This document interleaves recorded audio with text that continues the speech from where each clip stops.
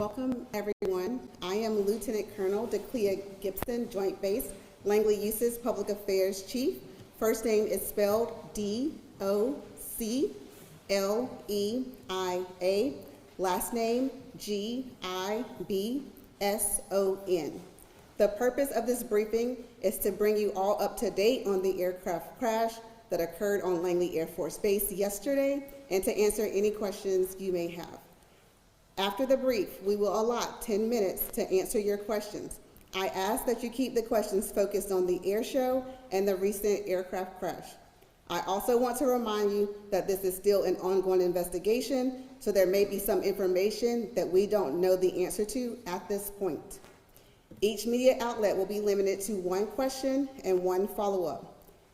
Please raise your hand until I acknowledge you, then state your name and your affiliation for the record.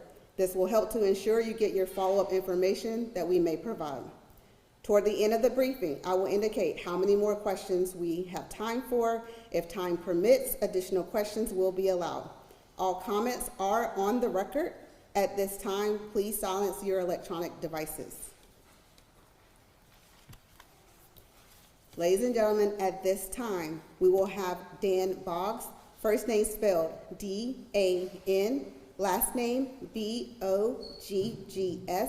He's the National Transportation and Safety Board President, followed by Air Force Colonel Matthew Altman, first name spelled M-A-T-T-H-E-W, last name Altman, A-L-T-M-A-N. He's the Joint Base Langley-Eustis Installation Commander. And with that, Mr. Boggs.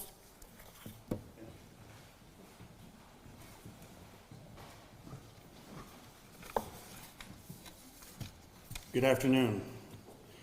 As she stated, my name is Dan Boggs, and I'm an air safety investigator with NTSB. I'm here to discuss the accident we had yesterday at about 11:35 with an experimental MSX air show aircraft. The aircraft was coming into land on runway 8. Still under the investigation. It's undetermined at this time why we lost control, impacted terrain beside the runway between the taxiway and the runway, and unfortunately the pilot succumbed to his injuries. I did arrive on scene this morning.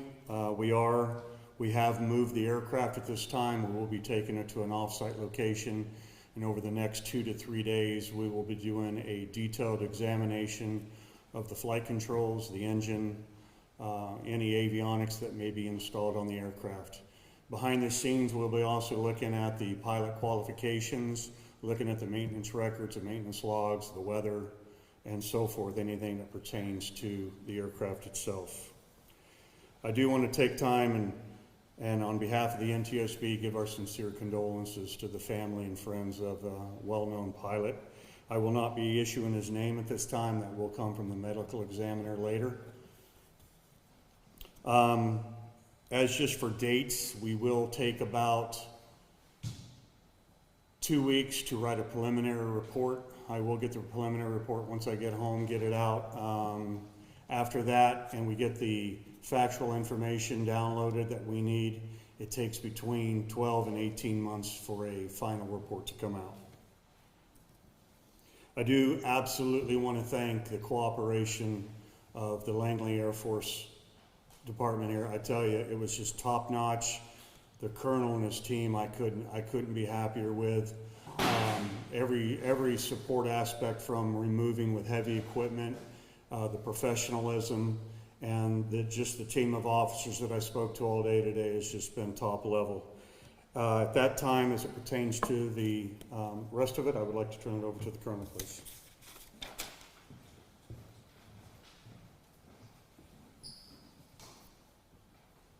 Good afternoon. I'm Colonel Matthew Altman. I'm the Installation Commander at Joint Base Langley-Eustis.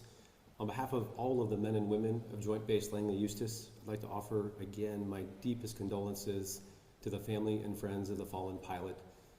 The world of aviation has truly lost a legend, a hero, and even more so, a great human being, and that really cannot be overstated. Team JBLE continues to support the NTSB investigation and the family of the fallen pilot as best as we can. We also continue to appreciate the tremendous support from our military community and all of our community partners in the Hampton Roads region.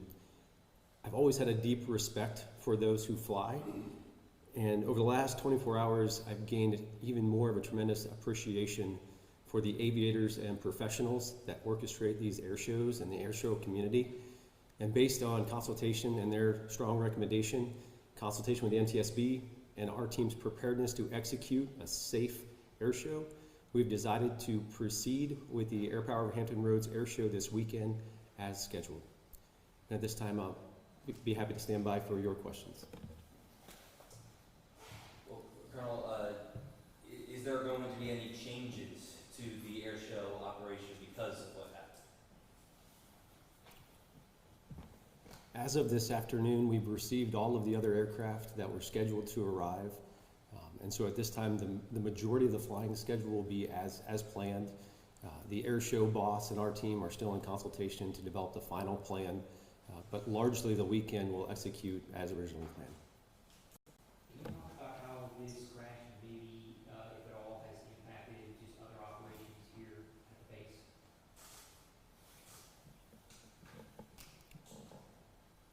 At the time of the crash, our airfield was closed in preparation for the STEM event that we orchestrated today and the air show. So largely, our military operations were not impacted. Additionally, our teams on the airbase wing side were poised to support emergency response. And so they did what they're trained to do, and I'm very, very proud of their performance and their ability to help respond to this tragic incident and recover not only the flight line, but recover the base as well. Will there be any sort of tribute or anything of that nature during the show for that individual?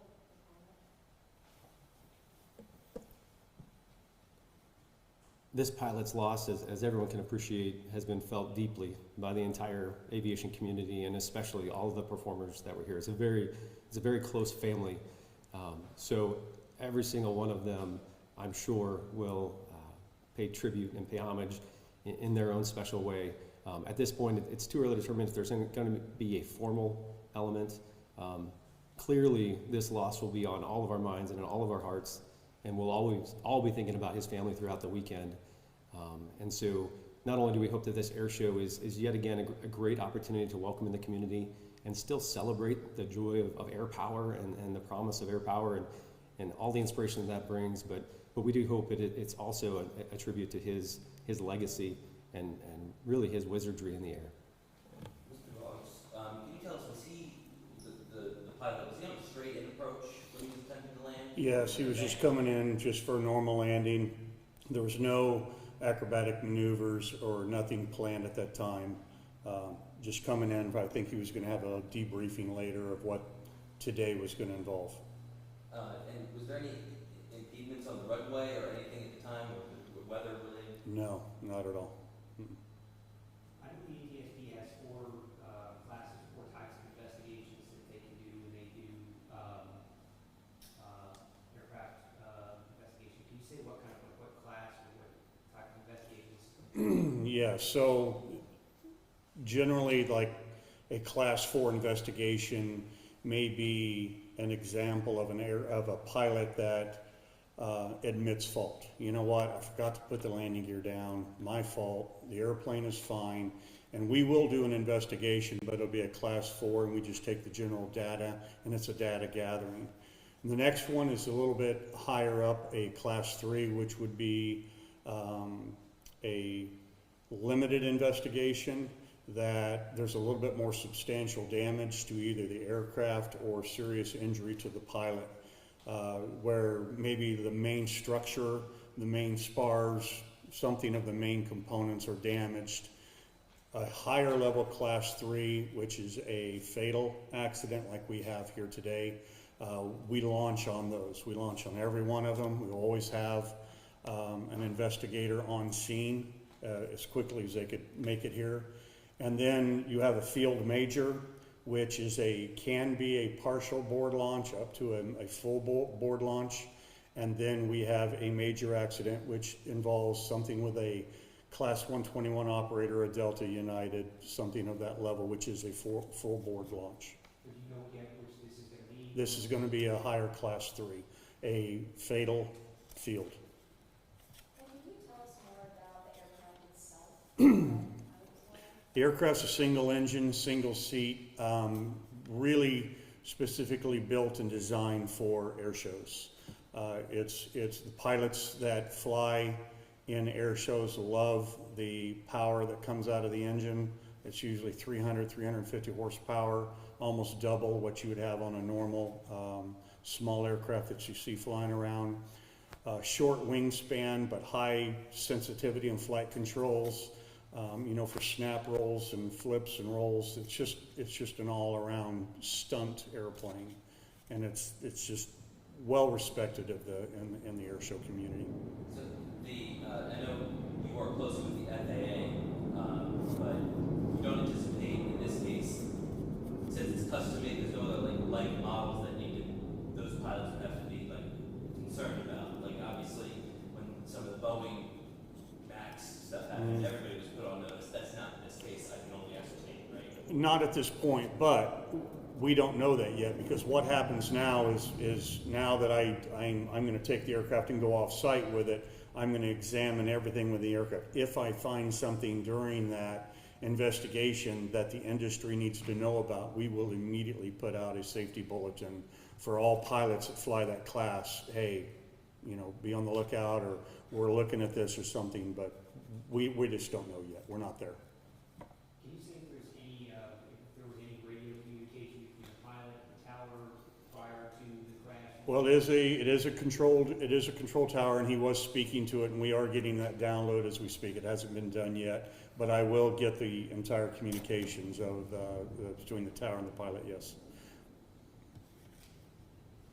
And you said again that the contact was made between the taxiway and the runway? I'm sorry. Did you say the contact was made between the taxiway and the runway? In the dirt. Yes. From any preliminary investigation you guys have been able to do, was there any indication that the pilot may have tried to avoid the crash, or does this appear something where they just straight ground? Well, we don't know yet. We're getting some witness statements that were along the roadways and sideways, and whether they're aviation people, they see it one way versus non-aviation. So we're going to put all of that together. I was going to ask that question. Is there anything either of you need from the public right now? I think the individuals that we usually ask that if there's any witnesses that are out there that have not responded to the NTSB witness website, they can write in what they saw. Were a little proactive with that with the Air Force and got that word out. Since it was on the property, it's more housed to the Air Force personnel, but we have put that out there. And again, if there's anybody that was driving in a car or just happened to see the entire accident sequence, I would like to hear about that. Okay?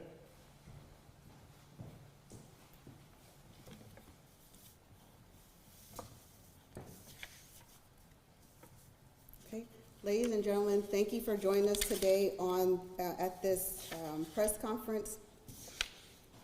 We thank you for your attendance. I will be sure to get any responses to any of your questions. If you have additional questions and follow-up, you can definitely contact our Public Affairs Office or send it to our media inbox.